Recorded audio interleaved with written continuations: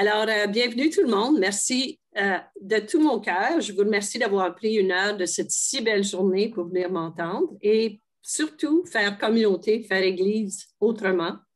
Comme vous voyez, Zoom, c'est pas simple, mais on utilise les moyens du bord quand on est en pandémie, in infinitum.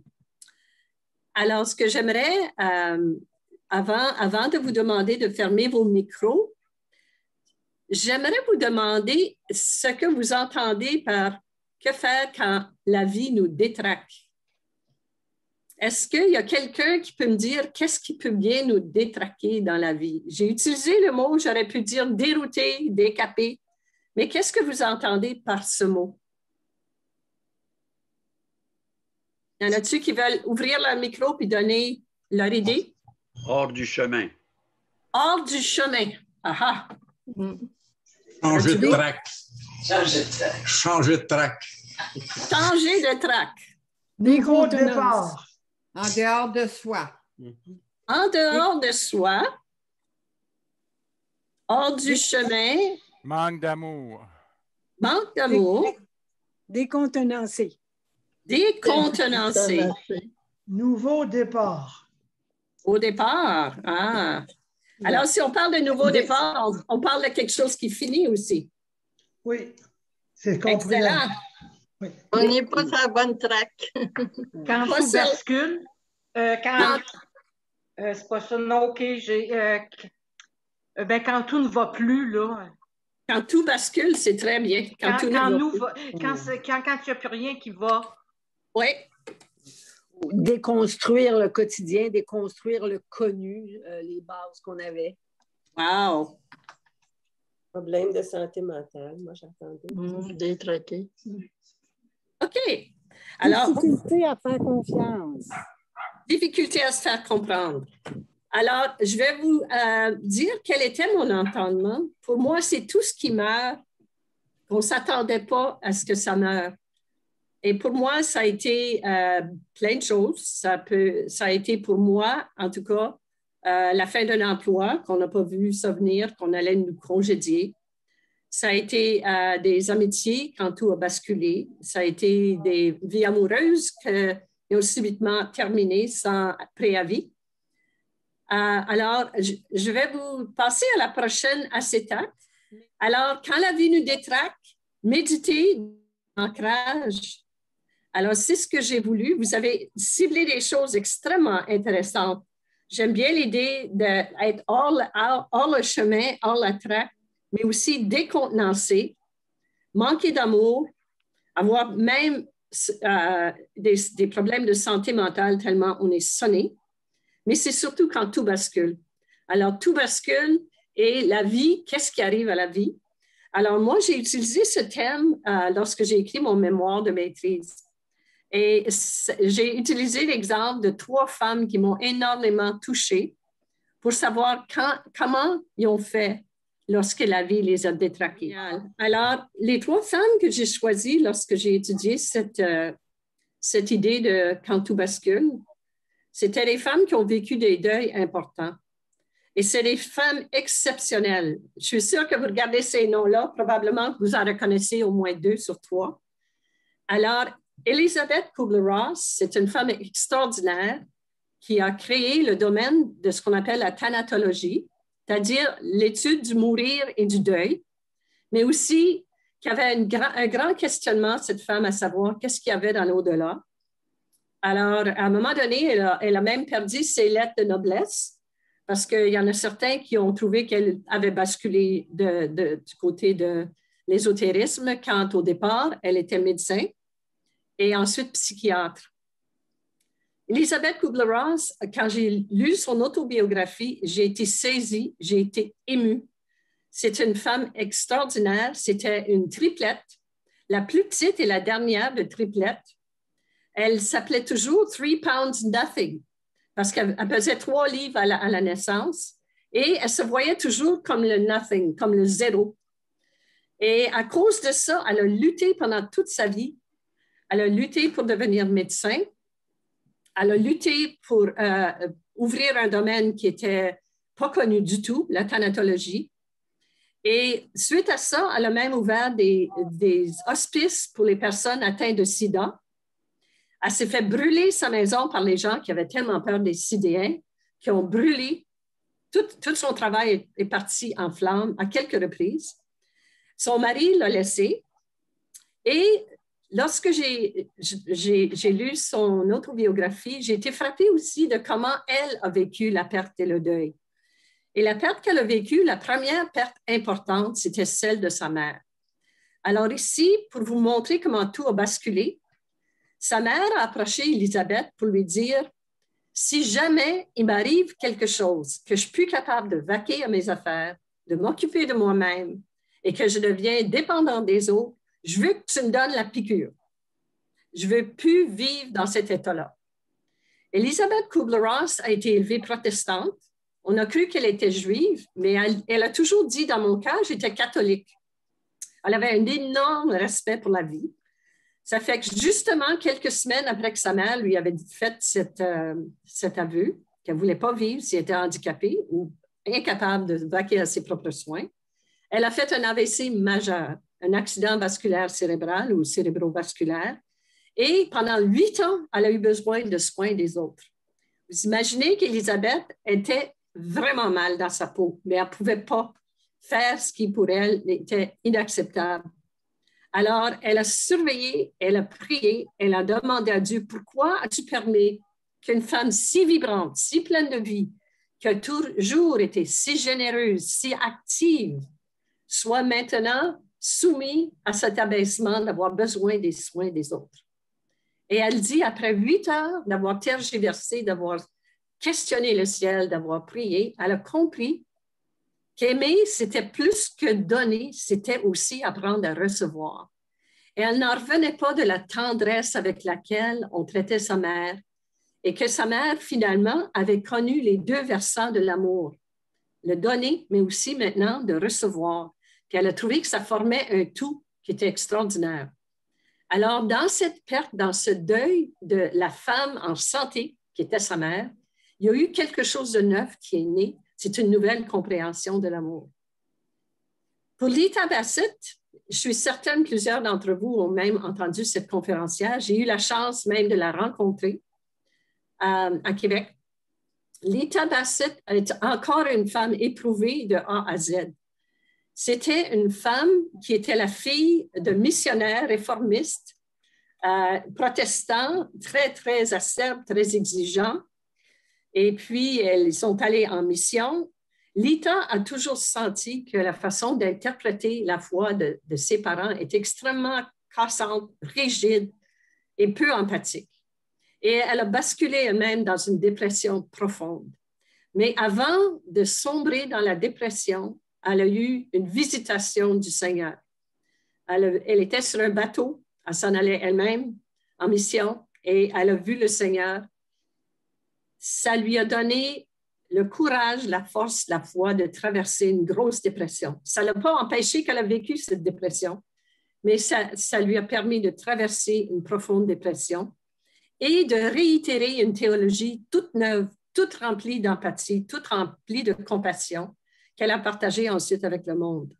Ce qui l'a fait basculer, pour elle, ça a été le suicide de son fils. Alors, Lita, ayant vécu une dépression, s'est dit, mais qu'est-ce qui s'est passé? Est-ce que c'est de ma faute? Est-ce que c'est à cause que moi, j'étais dépressive, que mon fils s'est suicidé? Alors, elle avait cet immense questionnement. Et vous allez voir que ça a pris du temps, de fil en aiguille, qu'elle a compris que son fils, probablement, avait pris une drogue qui avait affecté le fonctionnement de son cerveau, de la drogue chimique quand il était en Amérique latine, et qu'il sentait que son cerveau, il avait dysfonctionné, puis il avait peur de devenir agressif, de faire mal aux autres, et qu'il est mort, suicidé, mais pas face contre terre, le dos contre la terre et les bras en croix. Alors, pour comprendre ce suicide, pour arriver à faire son deuil, elle a suivi toutes sortes de pistes pour savoir quels avaient été les derniers jours de la vie de son fils. Lita Bassett demeure pour moi une théologienne absolument extraordinaire qui a fait du bien au monde, mais qui serait-elle si elle n'avait pas vécu ces grandes, grandes épreuves? On ne peut pas le savoir. Pour ce qui en est de Christiane Singer, je suis certaine de plusieurs d'entre vous la connaissez. C'est une dame qui est née de parents. Le père était juif, la mère était catholique, fervente, chrétienne. Et elle a toujours dit avoir navigué entre les deux. Et elle avait une grande, grande ouverture à toutes les religions. C'était un cœur écuménique et interreligieux dès le départ. C'était une femme qui a étudié sous Durkheim. Alors, elle avait tout ce volet religieux, psychologie, et elle avait une grande, grande plume. Cette femme a écrit abondamment plusieurs livres, dont un livre que j'ai entre les mains, Histoire de l'âme. Il y en a un autre livre que vous avez certainement connu, qui s'appelle « Pourquoi cours-tu? Ne sais-tu pas que le ciel est en toi? » Et son dernier livre qui a inspiré ce que j'ai utilisé dans mon mémoire de maîtrise et dans ce que je vous présente aujourd'hui, c'était un dernier fragment d'un long voyage. C'est elle-même qui a tenu un genre de journal de bord pendant les 3 derniers mois de sa vie. Elle a reçu un diagnostic de cancer de l'estomac. Puis il y a un chaman qui lui a dit, c'est parce que tu portes la peine des autres viscéralement que tu es atteinte. Mais elle n'a pas refusé de vivre ce qu'elle avait à vivre. Elle nous a fait part de son extraordinaire 3 mois de vie.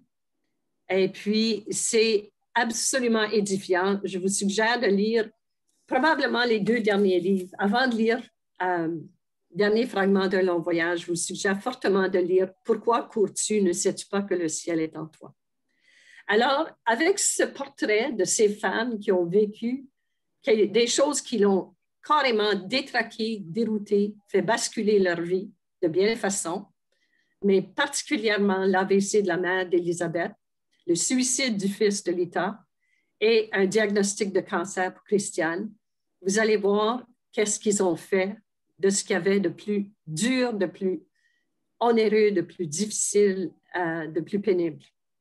Alors, tu peux passer à la prochaine acétate, Gilles. Alors, merci Gilles. Pour la rupture instauratrice, vous allez dire, c'est quoi cette affaire-là? Qu'est-ce que ça mange en hiver? Pour comprendre un peu, puis pour trouver un filon pour mon mémoire de maîtrise, j'ai découvert De Certeau qui avait utilisé cette phrase. Finalement, on pourrait dire pour nous, chrétiens, que c'est comme la mort-résurrection. Mais ça veut dire quelque chose a cassé, quelque chose s'est déchiré, mais quelque chose de nouveau peut aussi s'instaurer. Alors, voici ce qui s'est passé, comme je vous ai dit auparavant, pour Elisabeth Kubler-Ross. Elle a compris qu'aimer, c'est comme le yin-yang. On ne peut pas avoir juste un sans l'autre afin de former un tout. Et donner, ça serait la partie lumineuse, mais recevoir le côté plus sombre. Mais en même temps, l'un ne peut pas se passer de l'autre. Étant infirmière, moi-même de formation, je sais que c'est donner, c'est la moitié de l'amour. La personne qui accepte de recevoir nos soins nous fait le plus grand cadeau. Parce que ça demande une humilité de fou que d'accepter avec grâce et l'abondance qu'une autre personne veut nous donner. Lita Bassett, elle a appris à travers les mois et voire les années après le décès de son fils. Elle a eu des visitations, elle a eu des rêves. Elle a même eu une dame que je connais bien, qui était en théologie au même moment que moi, qui a dit avoir reçu des visitations du fils de Lita qui voulait absolument passer un message à sa mère pour dire « Maman, je t'aime. Maman, tu n'étais pour rien. Maman, je suis bien. » Lita ne parle pas de ces choses-là. C'est beaucoup trop personnel dans ses livres. Mais ce qu'elle dit, c'est que tout ce qu'elle avait d'amour maternel, qui veut sauver à tout prix, qui veut gagner à tout prix, qui veut à tout prix éviter la souffrance à nos enfants, toutes les mères ont ça de façon innée. Elle devait se rendre à un amour spirituel. Et c'est surtout à travers ses rêves qu'on voit comment elle a passé à cet amour fou d'une mère pour son enfant, l'amour de la tigresse ou de la lionne pour son bébé, à un amour qui était beaucoup plus adulte, spirituel, puis elle sentait, de par ses rêves, de par ses intuitions profondes, elle évoluait en même temps que l'âme de son fils, elle le croyait, se libérait aussi et évoluait spirituellement dans l'au-delà. Pour Christiane Singer, ça a été extraordinaire. Cette femme qui était sollicitée comme conférencière, qui écrivait, qui avait une famille, qui a dit, le mariage, il n'y a rien de plus beau, mais c'est exigeant. Subitement, elle se trouvait sur le grabat. Elle n'était plus capable d'aller à des conférences, de donner des conférences, d'écrire des livres, de faire des choses pour sa famille. Et au lieu de lutter contre ceci, elle a dit, voici, c'est ma chance de me libérer du moi, de mon petit moi et devenir universel. Alors, on a vu à travers ses écrits, dans le dernier fragment de Long Voyage, cette libération du moi qu'elle a embrassée, malgré les souffrances, malgré la douleur, afin d'arriver à un moi plus accompli. Alors, on peut voir dans les trois cas comment la rupture a instauré quelque chose de très précieux, de très profond et de très spirituel, mais qu'il fallait casser avec le passé qui était beaucoup plus matériel, beaucoup plus maternel, beaucoup plus comme on le connaît en ce monde, pour en arriver à quelque chose de plus grand. Alors, toute cette histoire de souffrance ne semblait pas être terne ou désert, mais pleine de potentiel et d'avenir. Alors, je vais aller d'un thème de la rupture instauratrice maintenant à quelque chose qui nous touche beaucoup, quand tout s'effondre, quand tout s'effrite, quand il n'y a plus rien qui tient. Thérèse d'Avila nous avait dit, et ici c'est une paraphrase, que rien ne te trouble, que rien ne t'effraie. Dieu seul demeure, Dieu seul suffit. Au fond du cœur de chacun de nous, on connaît cette vérité, on y croit, on y adhère. Mais dès qu'on a une bonne baffe en pleine face, ce n'est pas toujours facile d'y croire. Alors ici, dans les prochaines étapes, je vais vous parler du deuil. Parce que ce soit perdre un emploi, perdre un amant qui part pour un autre, perdre une bien-aimée ou un bien-aimé à la mort, on est tous sujets à la souffrance et au deuil. Ça peut être le deuil de ce qu'on était, ça peut être même le deuil du travail qu'on avait avant de prendre notre retraite, parce qu'on a un certain statut, on est quelqu'un, puis subitement, on devient, on ne sait pas trop. Qu'est-ce que tu fais? Je suis retraitée. Alors, j'ai voulu qu'on passe encore les étapes du deuil. Et ça, c'est la prochaine étape. Alors, vous connaissez tous fort probablement les étapes du deuil selon Kubler-Ross. D'habitude, on appelait ça le déni, mais il y a un choc. Le choc de dire, voyons, il avait 18 ans, je l'ai vu ce matin, ça ne se peut pas qu'il soit mort. Alors, il y a un choc, il y a un déni, et la personne est abasourdie, ne comprend plus rien à rien, ne croit pas que c'est possible. Et cet état, quasiment somnambule, peut durer un certain temps. Ensuite, il va y avoir la colère. La colère qui peut mener même à la maladie si on ne la gère pas bien puis qu'on reste dans la colère. On peut affecter sa tension artérielle, on peut développer des cancers. La colère peut être présente jusqu'à la fin ou elle peut mener au marchandage. Mais Dieu, si tu le ramènes du bord de la mort, si tu le réveilles de son coma, moi, je ferai telle affaire. Je vais retourner à la messe. Je vous promets que je vais aller à la confesse. Alors, souvent, on va avoir ces trois étapes. Ils ne sont pas toujours séquentielles. Ça se peut qu'on saute de l'un à l'autre ou ça se peut qu'on soit bloqué dans la colère tout le long. Ensuite, il y a la dépression, souvent, quand on se rend compte que ça ne donne rien, notre colère, notre marchandage n'a rien donné. Et souvent, on dit de la dépression qu'il y a de la colère en dessous de la dépression. Souvent, les femmes vont manifester la dépression et les hommes vont démontrer plus la colère. Et finalement, l'un et l'autre sont l'envers de la médaille, l'un de l'autre. Si on est chanceux, on arrive à l'acceptation, pleine acceptation, que ce soit accepté que le conjoint est parti, que mon enfant qui avait juste 5 ans est mort de leucémie, ou que je n'ai plus le statut que j'avais ou encore que je vais mourir. Rares sont les personnes qui peuvent de façon systématique en arriver à l'acceptation. Ça demande une grâce extraordinaire. Alors ça, évidemment, ce sont les étapes du deuil. C'est aussi les étapes du mourir, selon Kubler-Ross. On va aller au prochain.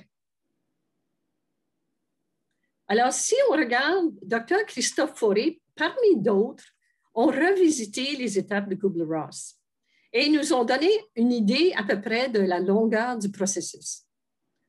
Alors, pour ce qui en est du Dr. Fauré, il croit que le choc, qu'il inclut le déni, le choc, mais les premiers moments, peuvent être une durée de plusieurs semaines.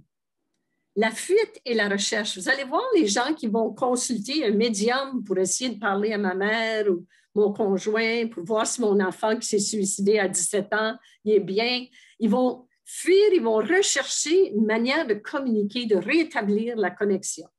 Et parfois, ils vont se rendre jusqu'à communiquer avec des médiums ou faire d'autres choses, essayer d'en arriver à parler à quelqu'un qui, même un croyant qui peut avoir une connexion spéciale avec Dieu. On va chercher partout à refaire la connexion d'une façon, à retrouver ce qu'il y avait avant. J'ai beaucoup aimé la personne qui a parlé de déconstruire. C'est ici que Dr. Fauré retrouve ce même langage de la déstructuration, qui, selon lui, peut durer d'1 an à 3 ans, où il y a un vide profond, je m'excuse une erreur, ou un vécu dépressif. Alors, la personne peut vivoter avant de finalement retrouver la restructuration, possiblement 3 ans après. Je vais vous donner un exemple de ceci. Ce n'est pas les 3 femmes dont je vous ai parlé, qui sont des sommités chacun dans son domaine, mais une femme de bien de chez nous, que j'ai vue être sous le choc que son mari est décédé d'une crise cardiaque. Elle était enragée contre l'hôpital, elle était furieuse. Elle n'acceptait pas le décès. Elle a vécu ce vécu dépressif au point où je n'étais pas surprise qu'elle nous annonce qu'elle avait eu un cancer. Son cancer résout, on a vu subitement la femme qu'on connaissait avant reprendre le sourire, reprendre de la vigueur, reprendre la couleur et restructurer sa vie autrement. Ça y a pris effectivement autour de 3 ans. Alors, ça a été un très, très long processus. Alors, vous allez dire, bon, mais c'est bien beau parler du mourir, du deuil puis des pertes, mais c'est quoi le lien avec la méditation? J'y arrive. Je ne vous ai pas perdu de vue. Alors, on peut aller à la prochaine étape. Oui. Alors, voici ce que j'ai appris, moi, en lisant Kubler-Ross, en lisant Christian Singer, en lisant Lita Bassett. L'arbre a été complètement assommé. Et ceux qui ont participé à la rencontre avec les anglophones la semaine dernière, on avait une différente souche. Au lieu d'avoir une petite pousse verte, on avait plutôt plein de champignons, toutes sortes de lichens qui poussaient sur la souche. Elle n'était pas vraiment morte, mais l'arbre n'était plus là. C'est comme cette fameuse parabole de la semence. À moins que le grain ne meure, il ne peut pas donner de fruits. Dans ce cas-ci, l'arbre n'a pas choisi d'être abattu. Sorry. Il n'y a personne qui veut voir son arbre abattu. Mais il faut croire qu'après, il y a une vie. Il y a même une vie possiblement resplendissante. Le verre est tellement tendre. La mousse, c'est quelque chose qui pousse très, très lentement, mais c'est velouté. C'est un peu comme notre vie intérieure qui pousse très, très lentement, mais qui dure des années de temps. Vous avez juste à aller en forêt voir des arbres morts, vous allez voir plein de mousse. C'est comme un tapis, c'est tellement beau et épais et extraordinaire. Mais il se peut que aussi vous ayez juste une petite pousse verte. Mais ce qui est assuré, c'est qu'il n'y a rien dans la nature qui vaut rien. Tout se retrouve une raison. Toute matière redevient matière pour la vie. Et c'est la même chose pour les deuils multiples qu'on peut avoir dans une vie. Alors, on peut passer au prochain. Alors, ce que j'ai appris de Christian Singer, je vais la ressortir du peloton des 3 femmes. Dans le dernier fragment d'un long voyage, j'ai été émue quasiment aux larmes en lisant ceci. Autant que j'ai été émue en lisant l'autobiographie de Kubler-Ross. Et je vais vous dire, parce que cette femme embrassait sa maladie comme étant une porte de sortie. Alors, elle dit plusieurs fois dans son livre, « Je suis enfin libérée des hyènes de l'urgence. » Y en a-tu un de nous autres qui sent qu'on n'est pas toujours pourchassé par une autre affaire sur notre liste d'affaires avant la fin de la journée? Hein, Marc? Hein, Pierre? Toutes nous autres qui faisons du bénévolat, il y a toujours quelque chose qui nous court après. « Ah, soda, j'ai oublié les poubelles, c'est demain. Oh, mon Dieu, il faut que je prépare mon ordre du jour pour demain. Et j'ai oublié. Demain, ça arrive, ça cogne à ma porte à 6 heures du matin, c'est l'hydro qui arrive changer mon téléphone. Il y a toujours quelque chose qui nous pourchasse. Alors, la maladie, ça permet de se libérer des hyènes de l'urgence. Ça permet aussi de se libérer de l'ego. Christiane a été brillante, par exemple. Elle n'a pas délaissé son ego entièrement. L'ego, vraiment, là, c'est un beau balancier entre notre super-ego et nos instincts. Alors, elle a continué avec sa plume de se garder ce filon de connexion avec les vivants en écrivant son dernier fragment d'un long voyage, son dernier journal de bord. Et je suis sûre que ça lui a donné de quoi poursuivre jusqu'au dernier moment, jusqu'au dernier respire. Et c'est extraordinaire le legs qu'elle nous a laissé. Elle dit à la fin, oui, j'ai plongé. J'ai plongé dans la vie et j'ai fait tout ce que j'ai pu. Maintenant, le moment est fini. Et ce qui était fort chez Christiane Singer, c'est qu'elle habite le moment présent. Comment souvent, en méditation, est-ce qu'on parle de vivre pleinement le moment présent? Ce n'est pas juste le mindful meditation qui fait ça. On sait que depuis les pères du désert, on a parlé que la sainteté, c'est vraiment d'habiter entièrement le moment présent. Si on est entièrement présent aux personnes autour de nous, on les écoute, on les aime. Si on est entièrement présent à ce qui se passe dans notre corps, on n'est pas en train de lutter contre ce qui se passe. Alors, habiter entièrement le moment présent, elle a découvert à quel point c'était beau, c'était grand. Elle a parlé d'un instant où une infirmière est rentrée dans sa chambre pour la baigner. Et elle dit, « Je me suis laissée langer par ses mains pleines de tendresse. » Alors, ça demandait une humilité extraordinaire, mais elle avait vécu ça comme un enfant dans le berceau, un enfant qui se fait prendre dans le berceau pour son premier bain avec une maman toute jeune, toute neuve, qui ne sait pas trop comment faire, puis comment tendre le moment est.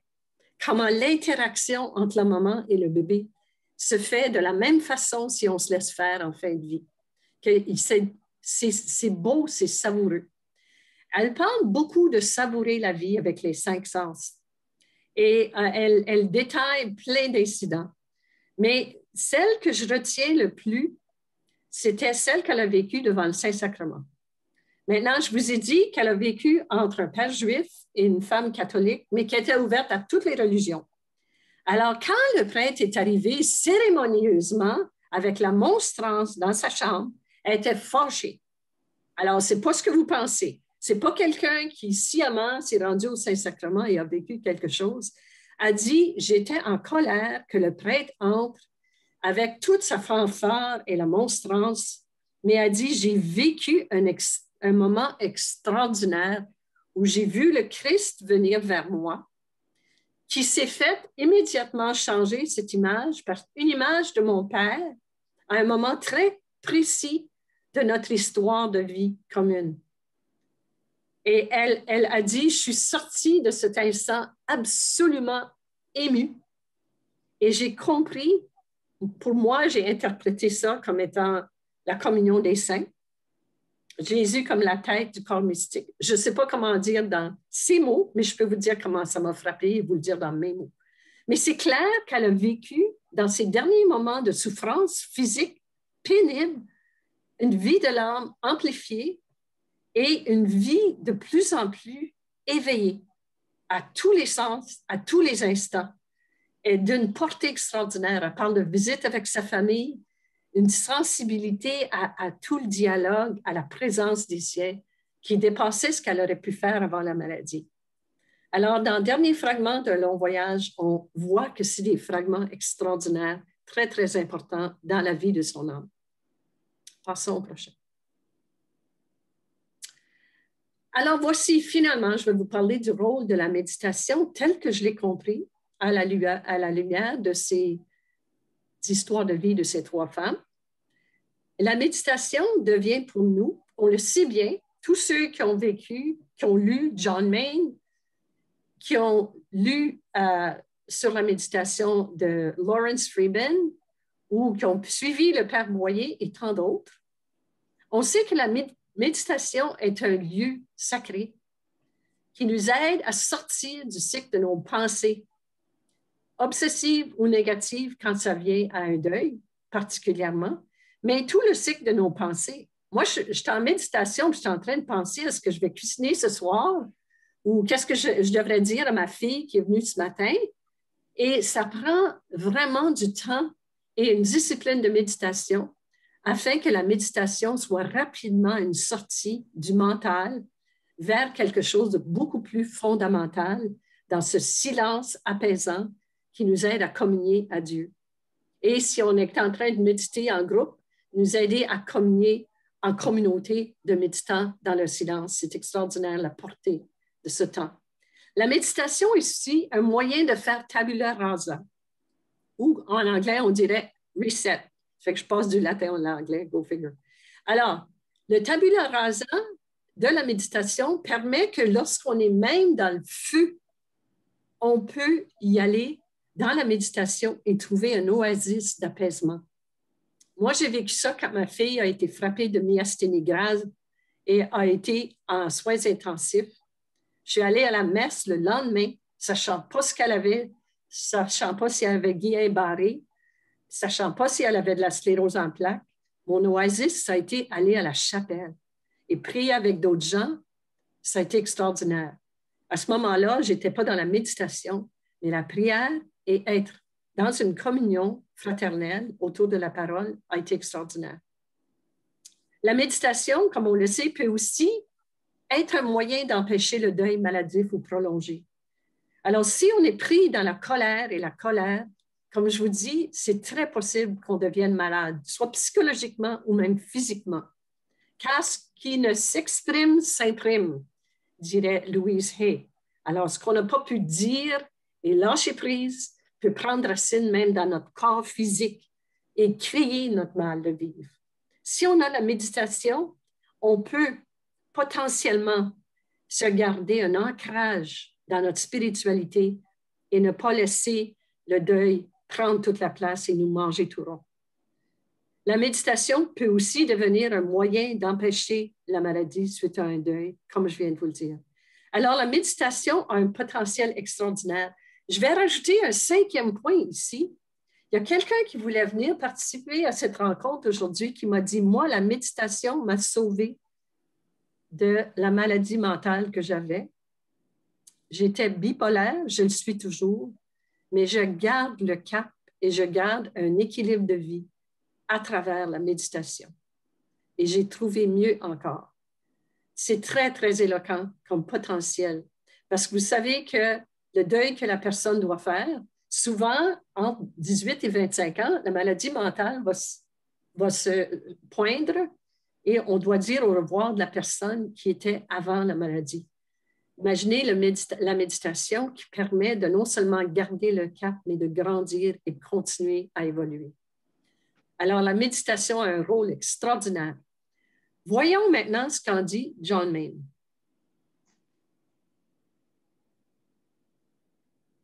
Ce que John Main nous dit, la mort est l'événement le plus personnel, le plus imminent, le plus accablant que nous puissions expérimenter. Et la méditation est l'école où nous apprenons à travers les multiples petites morts de l'égocentrisme à accueillir et à vivre la mort ultime. Cette voie de la méditation est le chemin vers notre centre le plus intime et le voyage au-delà de nos propres limites. Vous allez trouver ceci dans La mort, un voyage intérieur de John Mayne.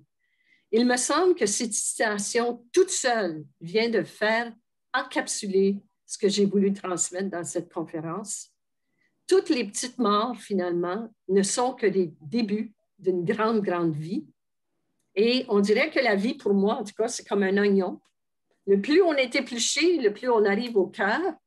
Mais épluché veut dire qu'on perd tout. À 20 ans, on est au summum de la santé. On a nos enfants, tout est beau, tout grandit, le développement se fait, on a des belles carrières. Ensuite, on doit dire au revoir à nos amis, au revoir à la carrière, le nid vide. Et en fin de compte, on perd nos capacités. Michel Richer, tantôt, disait, le mental veut, mais le corps ne suit plus.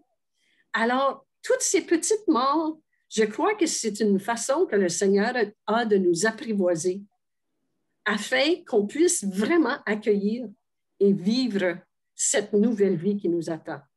Il faut être quasiment épluché pour que notre centre soit si lumineux qu'on soit devenu âme plus que corps, pour qu'on puisse ensuite procéder au voyage au-delà de nos limites, le grand, grand voyage. On peut aller au prochain. Alors, je vous donne enfin la parole. Est-ce que la méditation vous a soutenu en temps de crise ou quand la vie vous a dérouté? Alors, je pose la question et c'est là que Marc Bellemare va attendre qu'il y ait des mains.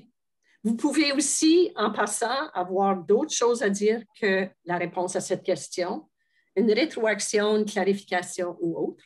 Alors, ceux qui veulent parler, je vous suggère de faire ce qu'on fait dans notre groupe de méditation. D'abord, allumez votre micro. On va savoir qui veut parler. Puis ensuite, peut-être lever la main. C'est par curiosité, Louise, est-ce que les 3 femmes que tu as citées ont parlé de la méditation dans leur ouvrage? Je ne peux pas dire que Kubler-Ross était une grande méditante. Je crois que Christiane Singer, oui. Moi, j'ai fait le lien simplement parce que je trouvais que c'était une recette extraordinaire. Quand j'ai lu ces récits-là, je ne connaissais pas la méditation. J'ai commencé la Lectio Divina à ce moment-là, mais c'est par la suite, en préparant cette conférence, que je me suis dit que le lien se faisait bien. Puis John Mayne le dit de façon éloquente. Merci, Lise. Merci. Benoît et Lise Sagnot. Moi, je veux dire que le titre que tu as choisi, ça m'a accroché profondément. Je suis très contente d'avoir entendu ce que tu as à nous dire. Je pense que ça va m'aider beaucoup parce que je suis dans une tranche de ma vie où c'est plus difficile. À l'aube de mes 80 ans, je dois penser à préparer le départ de Benoît, qui est mon fils, qui vit avec une déficience de lecture. Mon Dieu, que je voulais apprécier. Et j'ai toujours dit, moi, je suis certaine qu'il y aura toujours quelqu'un de placé sur la route de Benoît pour l'aider à faire sa vie. Et je le croyais profondément. Mais là, je suis dans toutes les démarches légales là, pour organiser son avenir. Et ce que je me sens bien fragile là-dedans.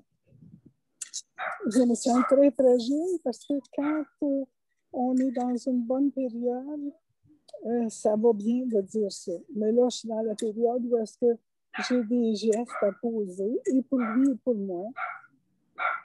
Et ça, c'est difficile. Et là, évidemment, quand j'arrive en méditation, on s'imagine bien que j'ai comme beaucoup de difficultés à rester centrée. Et je dois redonner constamment ma volonté à Dieu. Et je dois te dire qu'avec les exemples que tu nous as donnés, c'est 3 femmes que je connais, que j'ai lues et que j'admire profondément. Et puis ça vient me restituer. Ça veut dire que je vais continuer, évidemment, à faire, à me centrer pour me décentrer, dans le fond. Me centrer dans la méditation pour arriver à me décentrer. Et c'est pour ça que j'ai parlé de confiance au début, garder ma confiance pour croire que ma réponse est là parce que j'ai toujours eu tout ce dont j'avais besoin dans la méditation. Et je dois dire que le support de la communauté, parce que je vais méditer régulièrement sur Zoom avec la communauté en ontologie, et c'est d'un énorme support pour moi. Mais je suis très contente aujourd'hui. J'ai des réponses supplémentaires. Dans la citation de Sainte Thérèse d'Avila, qui ne me revient pas en tête, là, mais j'ai Rien ne te trouble, que rien ne t'effraie. Dieu seul demeure, Dieu seul suffit. Dans cette parole, je me confie et je continue de croire et d'espérer et de faire confiance. Merci. Merci de ton témoignage, Lise. On est avec toi en prière et en unité parce qu'on vit tous des moments butoirs à chacun notre tour. Merci beaucoup pour ton témoignage. Il y a Michel Boyer. Michel. Oui, eh bien, la première chose que je vais dire rapidement, c'est que accepter de recevoir, c'est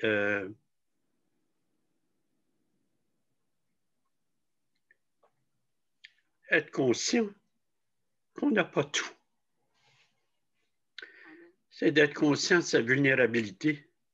Aussi longtemps que tu te sens puissant ou puissante, tu as de la peine à recevoir. Ça peut être lié aussi au manque d'estime, mais je trouve que très souvent, c'est pour bien des personnes le défi de recevoir. Ça, c'est la première chose que je voudrais dire. La deuxième, je pense qu'à travers les itinéraires que tu as évoqués, quand tu es dans la tourmente, c'est un peu ce que les pères du désert disent de tenir bon dans la tourmente. Parce qu'on ne voit pas toujours l'issue quand on est dans la tourmente. Et donc, dans l'enfer, c'est tenir bon. Et ça évoque bien sûr la confiance. Oui, voilà pour l'essentiel. Comme tu peux voir, ça m'émeut beaucoup. Parce qu'évidemment, à travers ça, c'est des éléments de mon propre parcours de vie. Absolument. Merci. On sait que pour les franciscains, comme organisme aussi, vous avez des grands changements à l'avenir. Votre belle grande maison, au-delà de votre vécu personnel que je connais peu, je vois aussi que c'est très troublant de vivre ce que plusieurs communautés vivent. Alors, merci beaucoup, Michel. J'accueille votre émotion aussi, avec tendresse.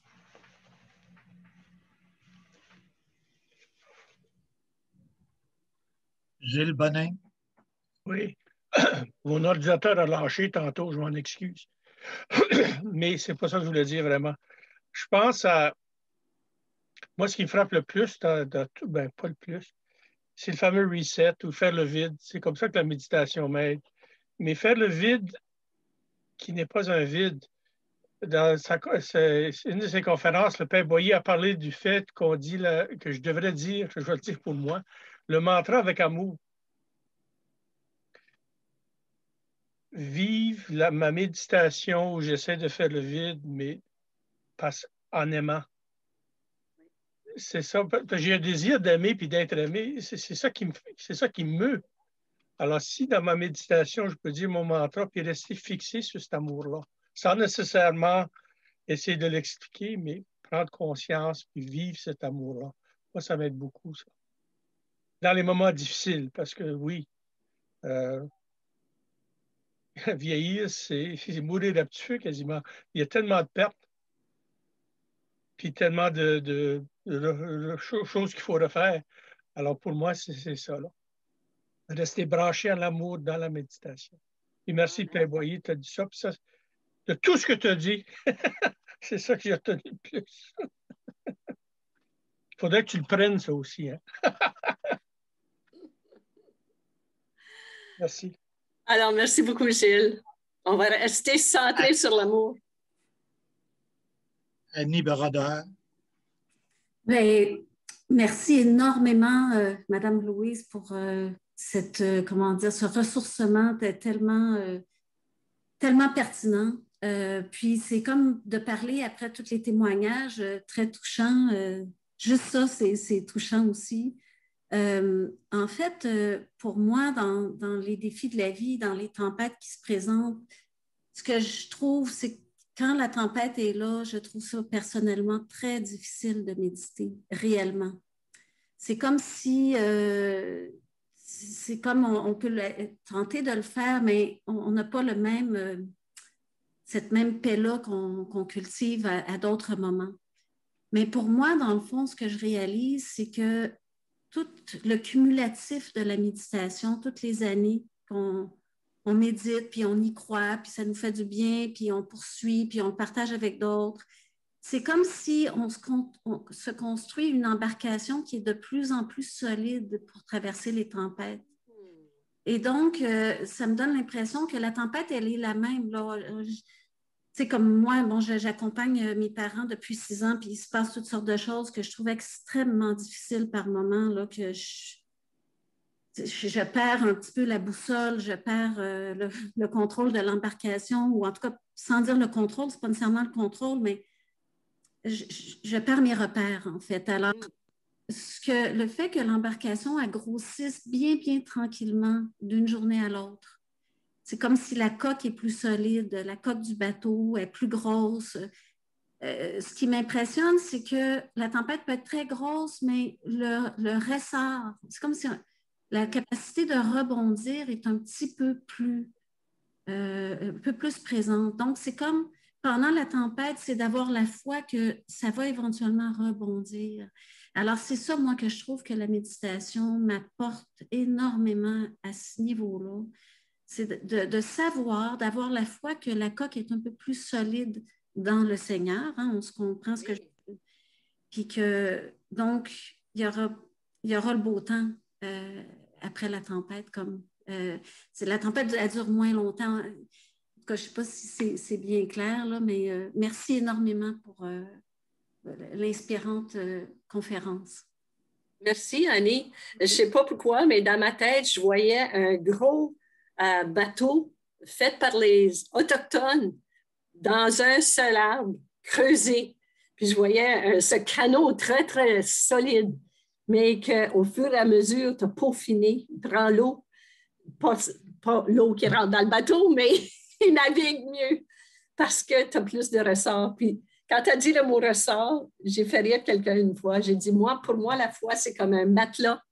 C'est le repos, puis le ressort pour repartir. Alors, c'est vraiment pas un bloom, là. C'est un matelas bon vieux temps qui avait des ressorts et le repos. Alors, les deux sont possibles dans la foi.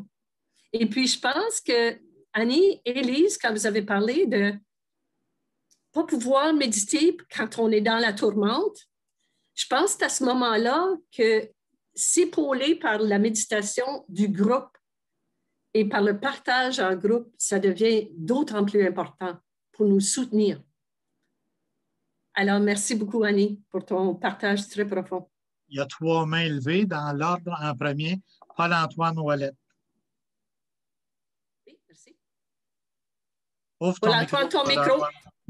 D'abord, merci, Louise, pour la qualité de tes communications simples, directes, et tu as le goût, tu as le don d'aller chercher le goût de notre simplicité de comprendre par des mots-clés, des exemples caricaturels qui sont superbes. C'est la première chose que je voulais dire.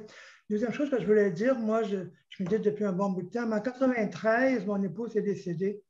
Et bien sûr, ça avait été 3 enfants seuls, puis le drame un peu. Après quelques jours, j'ai trouvé l'équilibre pendant 9 jours à Saint-Benoît-du-Lac, dans le silence, dans la méditation et dans le support spirituel, bien sûr, pour traverser la crise. C'est la deuxième chose que je voulais dire, c'est que dans la crise, je crois profondément que si on se déplace, si on cite un environnement profondément chrétien et qu'on suit un certain nombre de structures pensées par les moniales, je pense que c'est intéressant, mais moi, ça m'a aidé beaucoup. Troisièmement, ce matin, je pensais à toi, Louise, puis je disais, comment est-ce qu'elle va aborder ce thème-là? Et permettez-moi de lire 4-5 lignes de l'Évangile de Jésus-Christ selon saint Marc ce matin, et vous allez voir ma conclusion fondamentale. Je la cite maintenant. Moi, je crois profondément que la méditation, ça prend du temps. La méditation, elle est lente dans ses résultats. La méditation, elle est modeste dans ses résultats. La méditation prend des années, du temps et beaucoup, beaucoup de temps. Il faut savoir prendre le temps et faire confiance dans une démarche de foi avec le Christ. Alors, je lis l'Évangile de saint Marc, quelques mots seulement. Il en est du règne de Dieu comme celui d'un homme ou d'une femme, je pourrais dire, mais c'est de moi, femme, qui jette en terre la semence. Nuit et jour, qu'il dorme, qu'il se lève. La semence germe, grandit.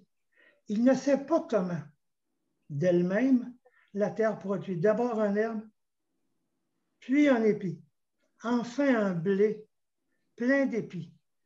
Et dès que le blé est mûr, il y met sa faucille, puisque le temps de la moisson est arrivé. Fin de la citation du Christ. Le temps de la moisson est arrivé. Et il y a toute là-dedans l'expression que j'essayais de comprendre sur que la méditation, c'est un processus qui ne connaît pas le temps, un peu comme l'Évangile. Merci d'être ce que tu es, de dire ce que tu dis, Lise, c'est super. Merci beaucoup, Paul-Antoine. Tu nous fais penser à l'épi de blé et au fait de lancer en terre. On dirait que des fois, on pense qu'on a lancé des graines tout au long, puis ça ne donne rien. Puis je pense qu'à un moment donné, il faut avoir confiance qu'on dorme ou qu'on veille. Ça va pousser. Le Seigneur s'en charge. L'Esprit Saint. Merci, Paul-Antoine. Florence Marquis-Cavotti. OK, alors merci. Alors moi, c'est quand que Lise Dagneault parlait tout à l'heure, ça m'a beaucoup touchée parce que j'ai une de mes sœurs, elle a des jumeaux, 2 garçons de 38 ans, et toutes les 2 sont,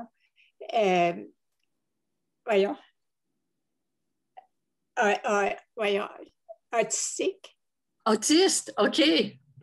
Alors, la charge est énorme. Les 2 enfants sont des jumeaux, on dirait qu'ils sont au même point de compréhension, etc. Alors, comme elle a des sérieux problèmes de santé, alors juste le souci pour elle aussi de penser à lorsqu'elle quittera, qu'est-ce qui arrive. Et c'est toutes des grosses inquiétudes parce qu'aussi, lorsqu'elle quittera, c'est moi qui ai la responsabilité des garçons. Alors, c'est énorme. Et la seule chose qu'on peut faire dans ces choses-là, c'est avoir la confiance. Une confiance puis un amour incroyable, comme la méditation. Pour moi, ça l'a complètement transformé ma vie.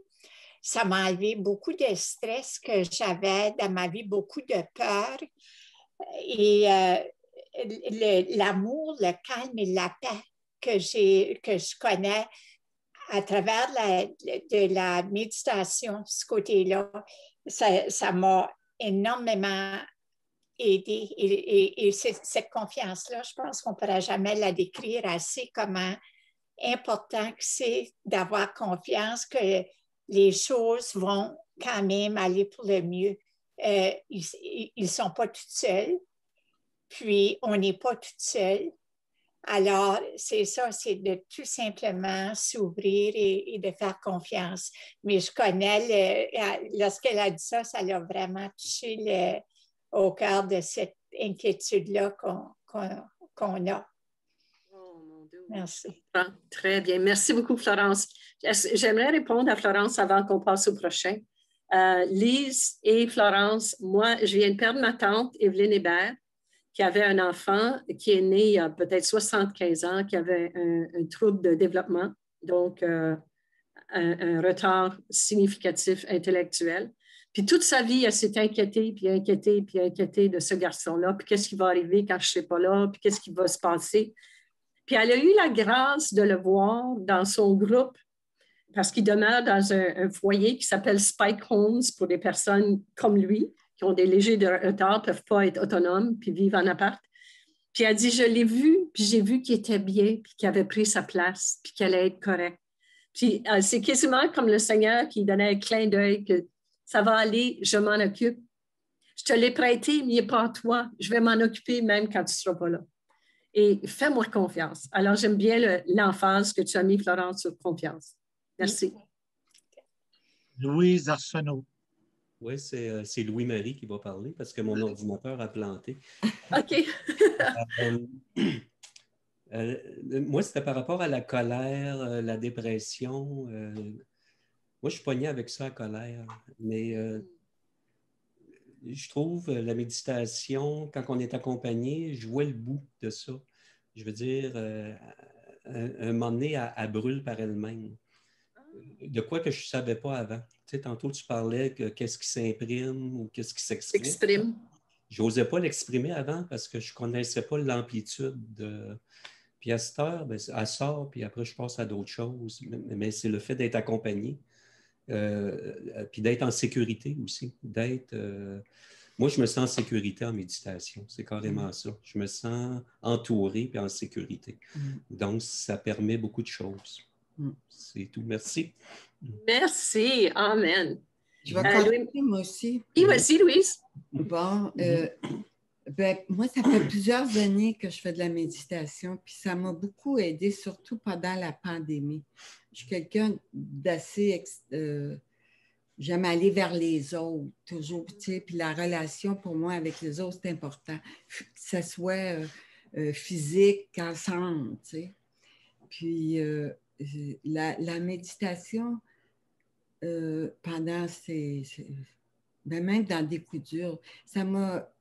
La fidélité que j'ai eue avec la méditation, et que ça aille, que ça aille pas, ça m'a toujours mis en conscience où j'étais ici maintenant, qu'est-ce qui se passait avec moi. Et comme tu laisses aller, hein, tu laisses aller, fait que j'ai l'impression, en tout cas, je crois que moi, la méditation m'aide à me situer, à me sécuriser, puis à laisser aller, à m'abandonner. Tu sais, on parle beaucoup de confiance, mais de plus en plus, puis elle m'a été particulièrement précieuse pendant la pandémie. Parce que là, j'ai été isolée et enfermée. En tout cas, je me suis sentie de même. Alors, puis ça continue. Mais tu sais, les groupes de Zoom, j'ai d'autres communautés aussi qui sont proches. Tu sais, c'est comme on cherche toujours quelque chose pour continuer à vivre puis à donner. Fait que ça se perd pas. On ne peut pas rester stable puis c'est fini. En tout cas, la recherche est toujours là pour être en présence. Pour être en présence, dans la présence. C'est tout, merci. Merci Louise et merci Louis-Marie. Je trouve que le mot présence et notre soif de connexion, notre soif d'amour finalement est à la base de tout ça. Mon beau-frère, c'était un homme extrêmement coléreux, mais en dessous de sa colère, il y a ce manque d'attachement. Pourquoi on ne m'a pas aimé? Alors, si on peut savoir qu'en méditant, on arrive à la source de tout amour inconditionnel, comme tu dis, Louis-Marie, ça s'étiole. Le feu se consume et on arrive en présence de l'amour qui guérit tout. Alors, c'est merveilleux. Et ça demande une discipline dans les temps arides. Merci. Marc?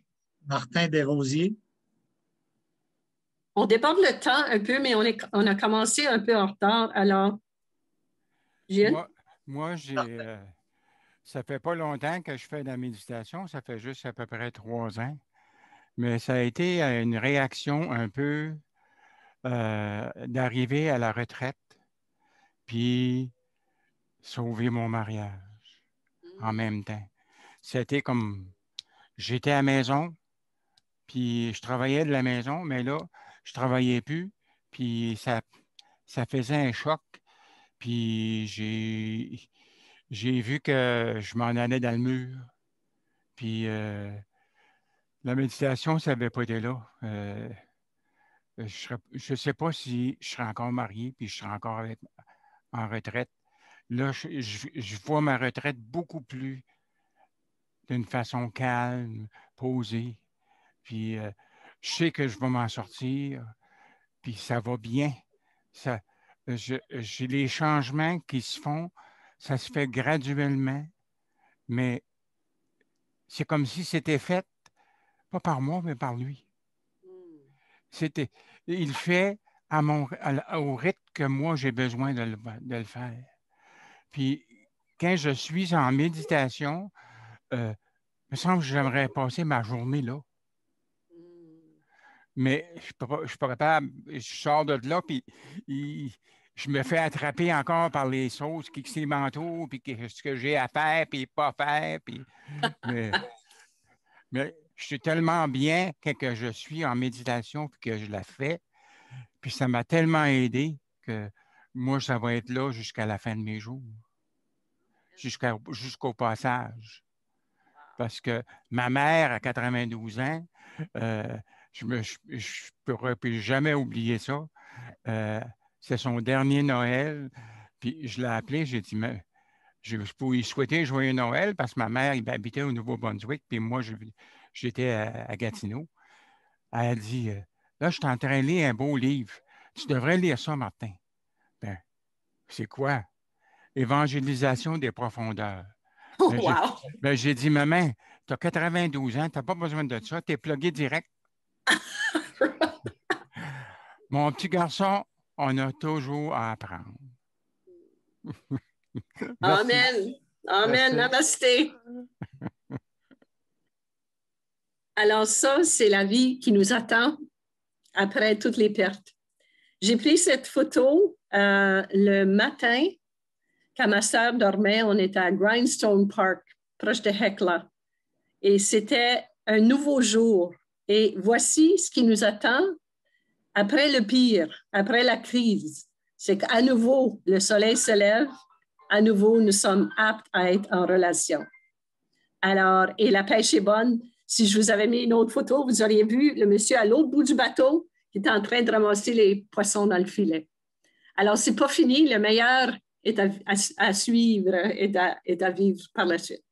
Et la dernière acétate de tout, c'est des suggestions de lecture. Si vous avez aimé ce que j'avais dit, La mort, un voyage intérieur de John Mayne, vous allez voir que Lionel Sans Souci avait fait un petit résumé de ce livre et vous pouvez trouver ça dans MCQ sur notre site. Aimer, perdre et grandir, que tous connaissent, de Jean Montbourquette. C'est toujours bon de revisiter un vieil ami. Et dernier fragment d'un long voyage de Christiane Singer. C'est peut-être avec des S, j'oublie s'il y avait dernier S, fragment S, mais vous allez facilement le trouver en librairie. Alors, j'espère que vous avez passé un moment qui vous a mis un baume au cœur. C'est plus important que tout le reste.